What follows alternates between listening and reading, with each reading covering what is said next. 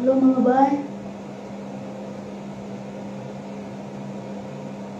Malipayon kay ko karong adlaw kay officially hired na gid ko karon na ko. Magasikaso na ko sa ako ang ID diri bay sa Kuwait. Officially hired na today. Niya mo adto na ko karon. Bye.